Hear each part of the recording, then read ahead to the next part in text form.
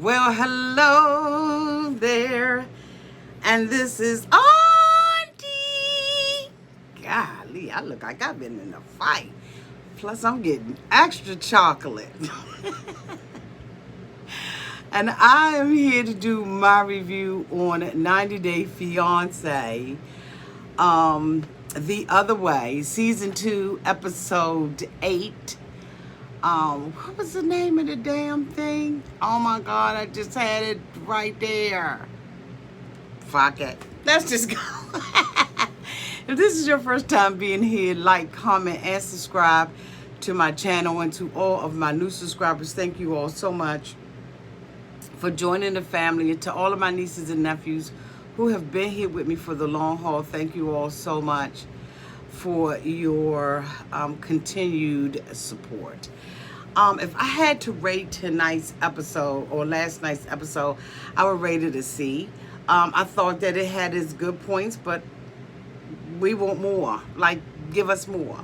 And TLC is absolutely capable of giving us more. Why they won't, I don't know. Let me see if I can move this down without it popping. I've been having problems with my tripod lately.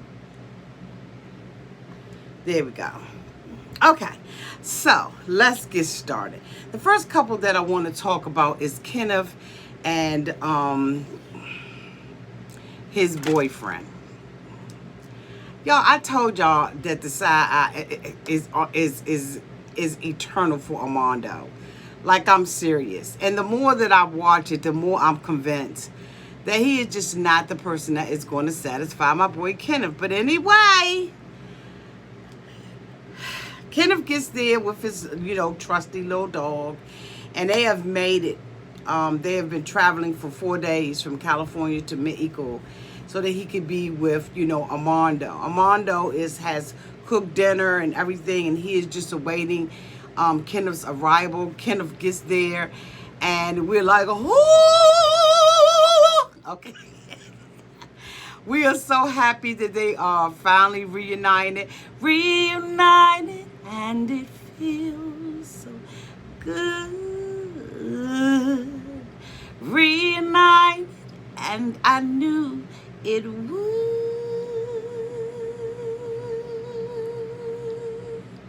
Okay. So they're reunited with each other, and they're hugging each other, and trying to keep the PDA down.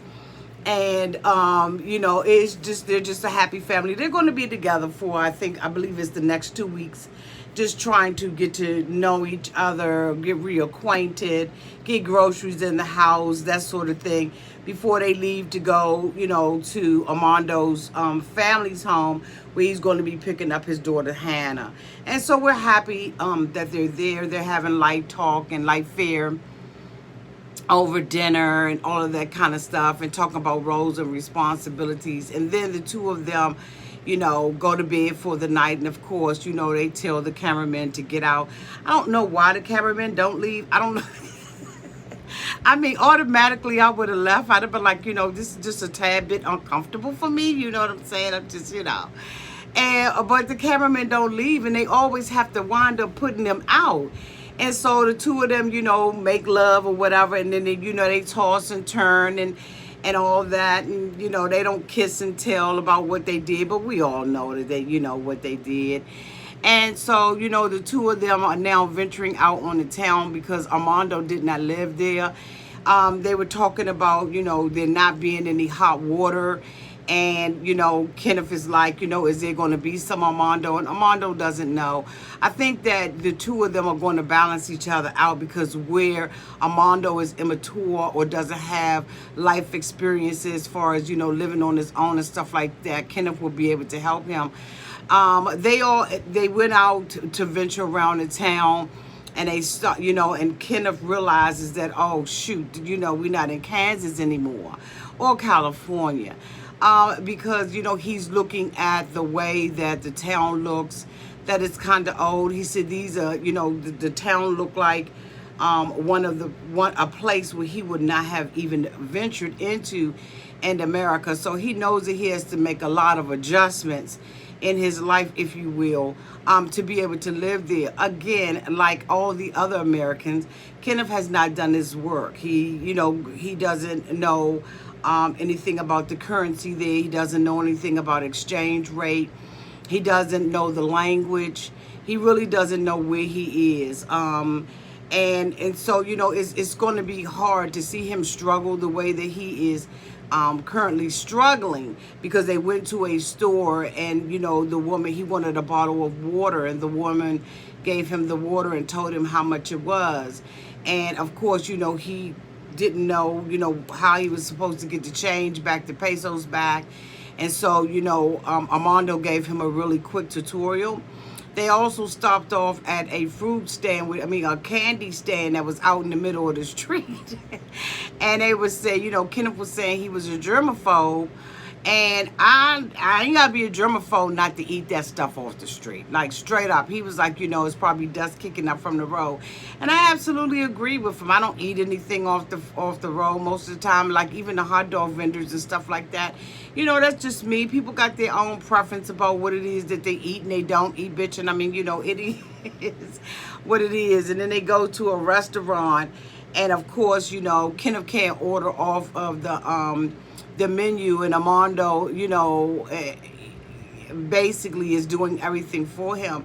And Kenneth acknowledges that, what, hey, I really should have done my homework before I got here, because my life is going to be lived around him. And so now he realizes that, it's not a vacation. I'm actually going to be living here. And so his whole perspective about everything has changed, including the apartment and everything else that they're living in. He gets to a Mexican restaurant and he asks, what do they serve here? And so Armando told him Mexican food, and some nosy bitch, busts into the conversation and was like, I can't believe that you asked that question.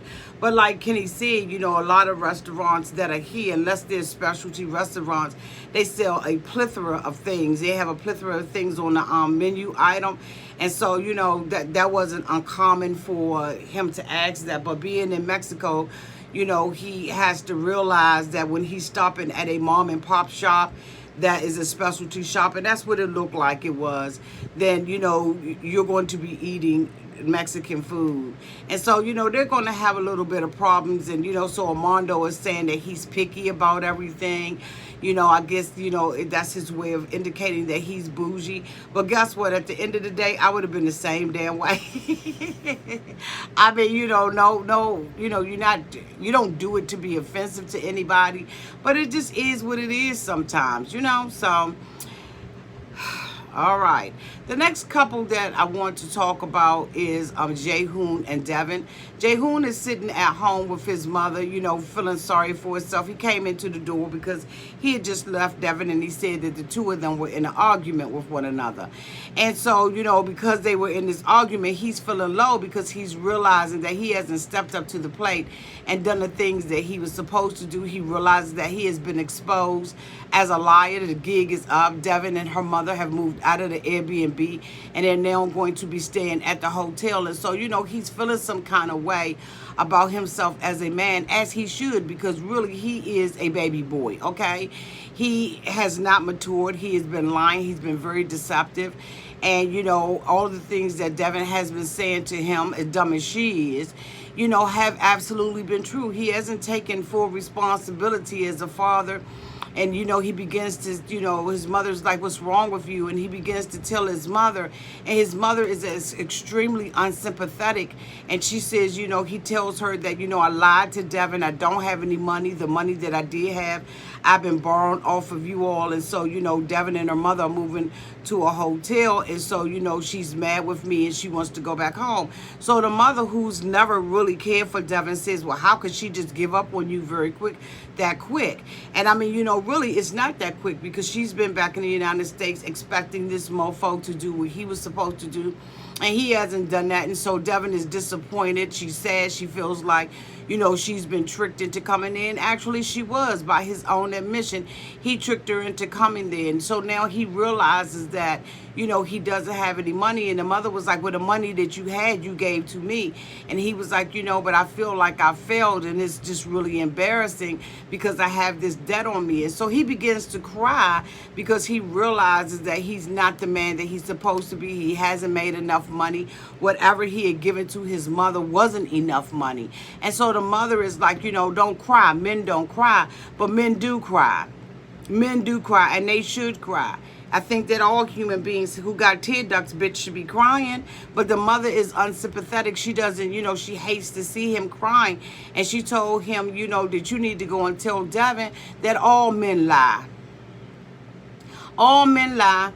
And she just got to deal with the white lies. All men in Korea, they lie to their wives and they lie to their girlfriends until they get to be 70, bitch, like my husband. And then, he's not lying anymore because he can't, What kind of bullshit was that for her to say to him? And for him to take that information to Devin. This is how Korean men live. And he was like, I feel like I wasted my life. I feel like I did not do the things that I was supposed to do. Here he is remorseful for what he has done. And the mother is making excuses. Why? Because it's Devin. Why? Because she's not a Korean woman. Why? Because she's not the woman that you would have picked. She still got your grandbaby. And, the mother is just really, really hard on him and unsympathetic to him. And this boy, and really hasn't raised him to be an adult because she's already given him an excuse and said, well, you know what, this is just what Korean men do. This is what they do. Have you told the bitch that? You know what I'm saying? And that ain't right, mama. That ain't right on no kind of level. And so, the mother's like, you got to be strong and you got to have strength. Well, when did you teach him how to be strong? When did you teach him how to be a man? Okay? Right now, the push has come to the damn shove and he's being exposed for the mofo that he really is. And you know what? He needs to wallow in that. He needs to cry a couple of days, bitch, because he did Devin wrong. He tricked that girl and had that girl come over here like that with her baby, even though she should have been wiser about, what she was doing with her life. But fuck it. She didn't and neither did he. And the two of them now are stuck in this relationship. And the mother was like, you married, he was saying, I married her because of the baby. And you know what? You never marry anybody just because they pregnant. You don't marry somebody because they pregnant and having a baby. But this has been his way of trying to have as much control as he can have over this girl by tricking her and into this relationship with him and marrying, because he wanted to have a relationship with his son. And I guess that he assumed that he assumed that because he did not if he had not married her, then maybe he would not have been able to see his son. I don't know, because I don't know Devin and I don't care to know Devin.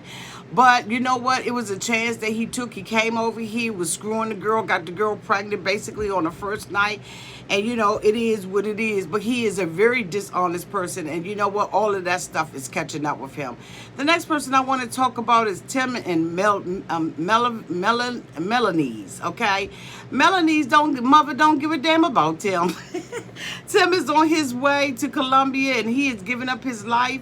And he is, well, not all of it, okay? But he is hoping that, he's going to be able to restore his relationship with her. But the thing about it is Melanie's is already bitter. She said that she came over here, to work and to study the English language and everything. And she met him, but she really wasn't looking for no white man. And I just was like, okay, so why did she say that? I didn't understand what the relevance was or why she felt like she needed to say anything like that. Like, what the hell did that mean? I mean, sometimes, you think a thing, but damn it, you ain't got to say the thing you're thinking. Because your thinking is stinking. Are you okay? Who says something like that? I wasn't looking for no white man. I didn't really particularly have anything in mind. And I damn sure wasn't looking for nobody. And I sure the hell wasn't looking for no white man. I thought that was just so insensitive.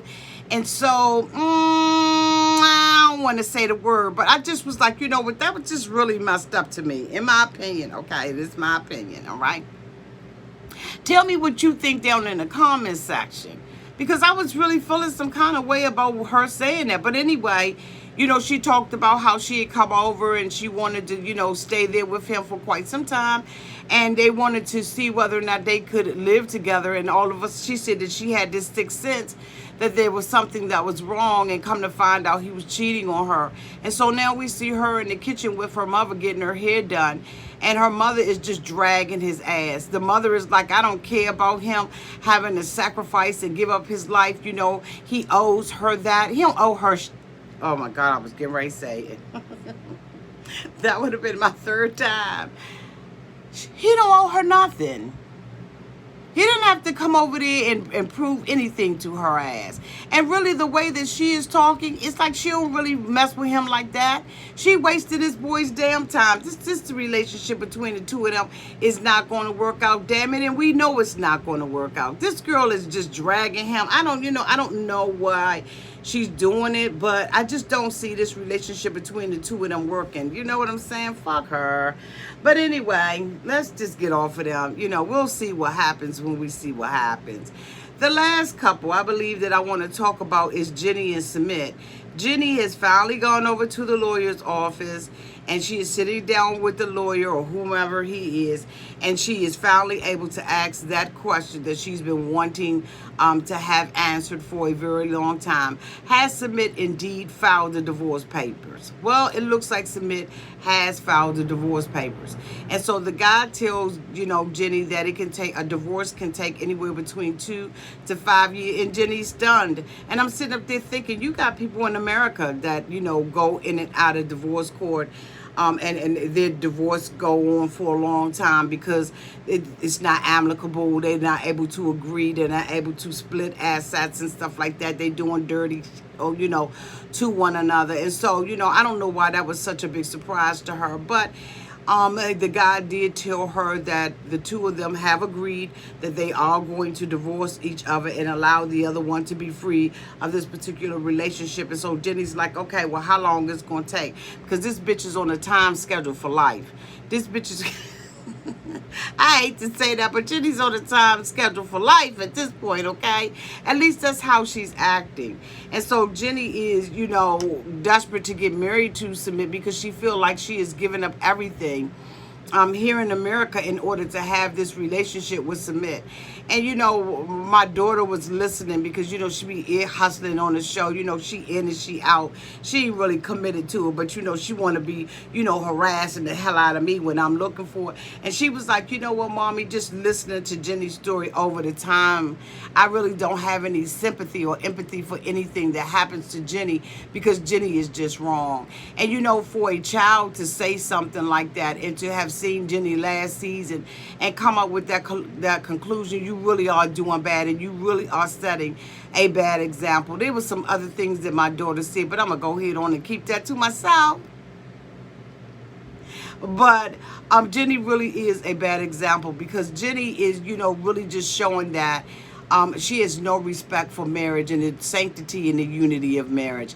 Whether or not Submit wants to be, a whore and date, an American woman and try to see what he could get out of her and have somebody to take care of him is beside the point. As a woman, you have to guard your safety and your sanity, and you gotta guard your reputation and how you're seen as a woman. And Jenny is she's at the point of, I don't give a damn. I only got 2 weeks left to live, and so I'm just going to live out my best life. Jenny, that's not the case. You only, 62, 63 years old? You still got a lot of years. Americans are living much longer than they used to, Jenny. And you could have found love in America. I just don't understand it. I don't understand how she just doesn't understand that, she's Susie Homewrecker. Or should I say Jenny Homewrecker?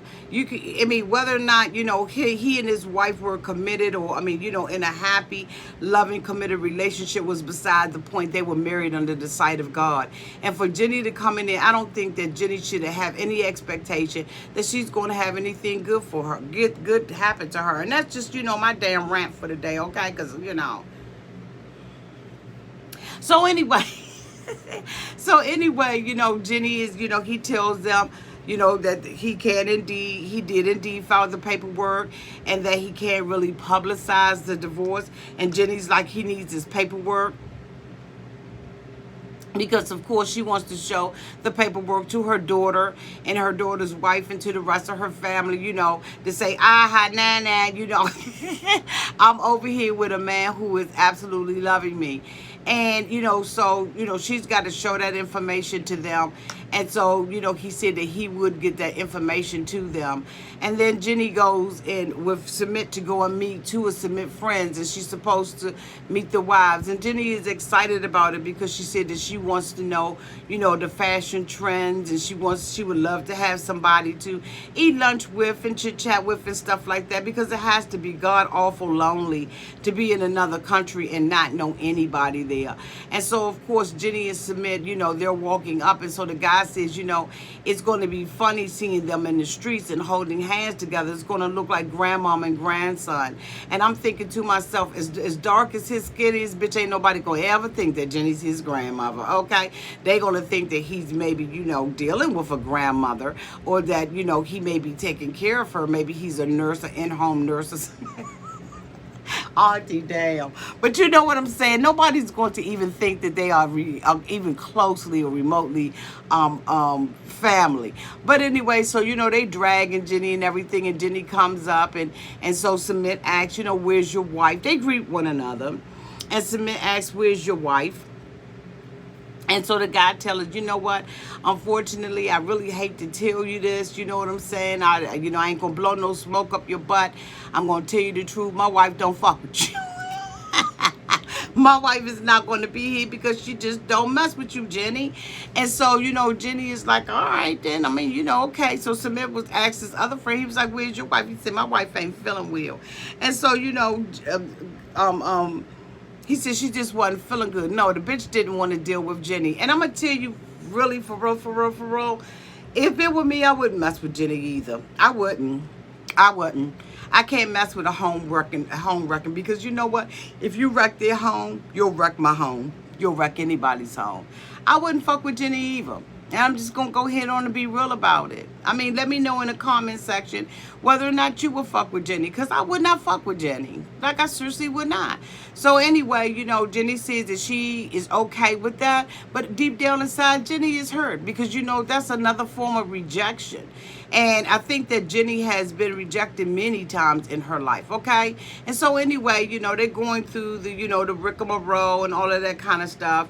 And, the friends are like, we're here for you, Submit. And we're not going to turn our backs on you no matter what our wives think about it. The last couple I want to talk about is Brittany and y'all. Brittany completely lost her mind in the car, and I absolutely, totally can relate to it. Brittany did not understand what was going on. She didn't understand the language. Whether Brittany was right, wrong, or indifferent, she did not understand the language. Was she rude? Yes. Is she disrespectful to his religion, to his culture? Absolutely the hell she is. She sits in the car and she's like, I don't understand. I got attacked. I didn't understand what they were saying. I felt like I was at a disadvantage. And so he was trying to tell her, when I called you my baby, we just wanted you to accept that and say that you are my baby. And she was like, but I'm not your baby, and I didn't want you to call me that. He did not really fully explain to her what is really going on with the parents and how the parents feel like she's bojangled them. She said that she has told him prior to her getting there that her father could not be there till January. He said, well, I understood that, but damn it, we wanted you to get married. You're going to be here. I got some booty up, booty here, and I can't get the booty because we can't get married. You know what I'm saying? My family has made provisions for you to be laid up, you know what I'm saying, in a nice little Airbnb hotel apartment or whatever the hell, and I can't get none. My father don't play that.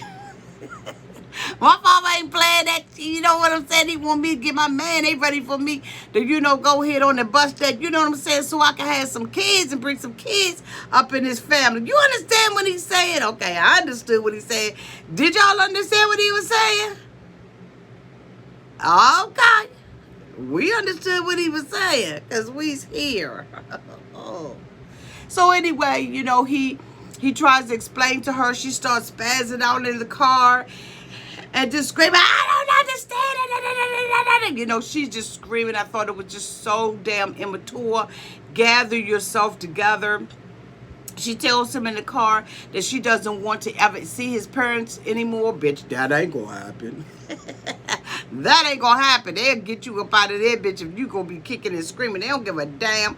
You gonna do what they tell you to do, damn it. So she says that, she's now thinking that she has not, made the best decision. Duh.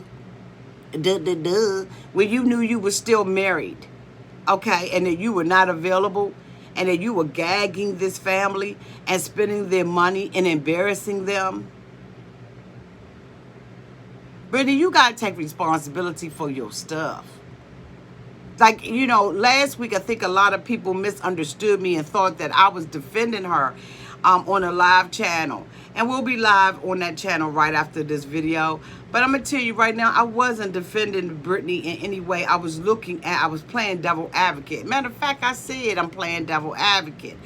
I'm looking at the glass both ways, half full and half empty, bitch, okay? And you got to admit that the mother popped off like that. And had it been you and the mother had popped off on your ass like that, how would you have taken it? That's all I was saying. I still believe that she is very disrespectful.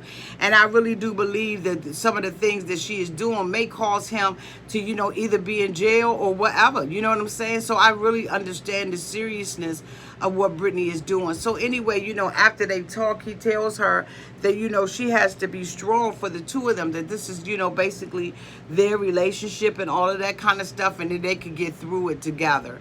And so, she kind of calms down. He takes her into the hotel, and it is gorge. So I was like, okay, his family got a little bit of money, bitch.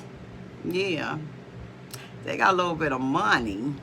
Because it was absolutely gorgeous. I think it is the best Airbnb that I have seen on any 90-day Fiance show in any season. In every season. This was the best apartment Airbnb. He had the walkway lined with rose petals and all that, because he just knew he was going to get him some ass. I mean, bottom line, he just knew that he was going to get him some. And he wasn't able to get him some. And he was just like, so Brittany softened. And she was like, I can see that he really does care for me. But Brittany, you being deceitful. You're never going to be able to give this man what he wants right now. And I really do believe that Brittany owes it to him to be absolutely honest with him and tell him the truth. But that's just not in her, y'all. It's just not in her. She's, she's playing games. And some games you play with, you fuck around and get really hurt, for real. So anyway, she asked him if he's going to stay. He said no, because, in his country, you can't stay with somebody and not be married to him. I think that Brittany is really, messing up this young man's life. And I think that it's so unfortunate and it's so sad. And it truly, really, really is unfair for her to do this to him. Y'all, this is the end of my review. I wanted to keep it short and cute and sassy and all of that. And I wanted to stay under 30 minutes. And bitch, I think I did it. But anyway, thank you all so much for being here. Please join me live after this video over on my other channel, Auntie's Advice Channel for Women, as we unpack these episodes. I love you all so much. I truly, truly do. Have a great night, y'all. Be safe. Wear a mask. And tell them mofos to stay 6 feet away, bitch. Bye.